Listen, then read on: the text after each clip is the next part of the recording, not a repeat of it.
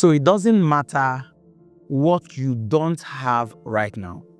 It doesn't matter what you've lost. It doesn't matter the opportunities that you have missed. If you have these two things, I guarantee you can bounce back. In fact, if these principles don't work, don't unfollow me, block me, and never listen to anything I tell you again. There's a story of this man who lost his job and his businesses and everything. Then he went to God in a place of prayer, and the Lord gave him a business idea. He didn't have the money to execute the business, but he decided to undertake the task. So the following day, he stepped out and he started from somewhere. Before you knew, somebody met him and then gave him a little sum of money, and in faithfulness, the money grew, and in no time, within about a period of 2 years or so, the man was back to his feet like he never lost anything. Now, what am I talking about? I'm talking about the power of action. Let me show you a passage of the Bible. Amos chapter 3 verse 12. It says, "Thus saith the Lord, as the shepherd taketh out of the mouth of the lions 2 legs, or a piece of an ear, so shall the children of Israel be taken out that dwell in Samaria, in the corner of a bed, and in Damascus in a couch." What is he saying basically? It doesn't matter how grounded you are. If you can listen and you can take action, then you can bounce back.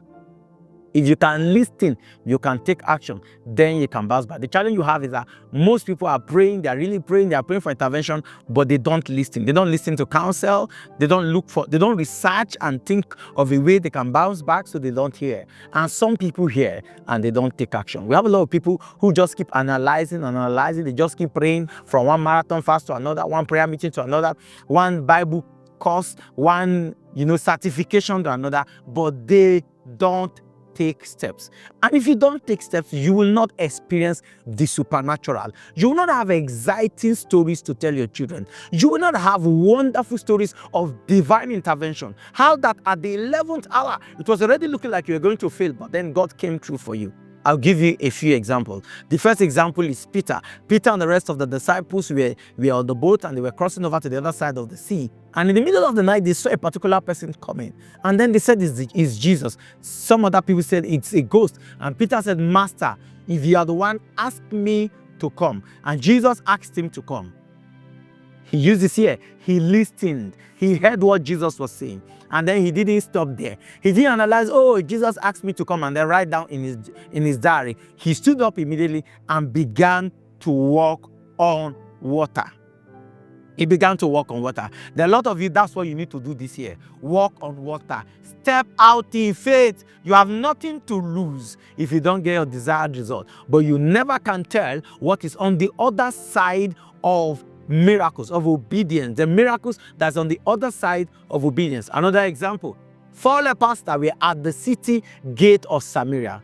They were already outcast. They don't have access into the city. They didn't even know that prior to that day, there was a prophecy. The man of God has said there was going to be surplus in the land. It's just like somebody prophesying now that there's going to be an economic boom all over the world. Everyone will be rich. Everyone will have surplus. That was the prophecy that the man of God gave.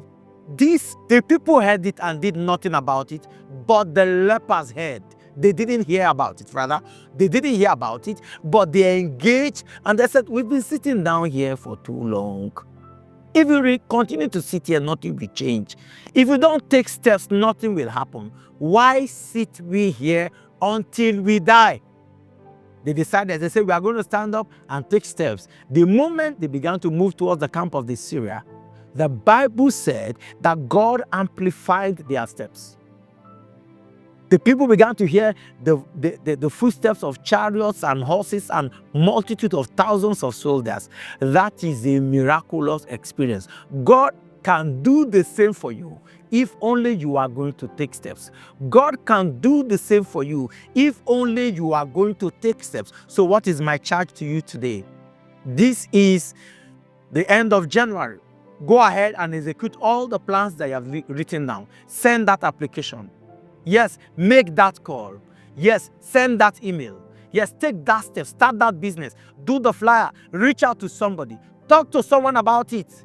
I'm telling you that as you do that, the Lord will release his angels of favor to cause you to see result as a result of your actions. do not hesitate anymore. The moment you are done with this video, you have prayed enough. You have used the whole month of January to pray. It is time for you to take action. And as you do, the Lord will bless you in Jesus' mighty name. Tomorrow is going to be like a crossover time, and it's going to be a time of both a short charge and powerful time of praying together. There will be testimonies, and I don't want you to miss it. But before then, go ahead, like this video, send it to somebody, and comment. I'd like to get your opinion about it.